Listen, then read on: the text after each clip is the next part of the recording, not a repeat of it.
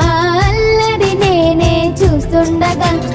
కన్నులతో నేను చిన్నోడిలా కలగలిసిన ఎగసిన బిగిసిన కథ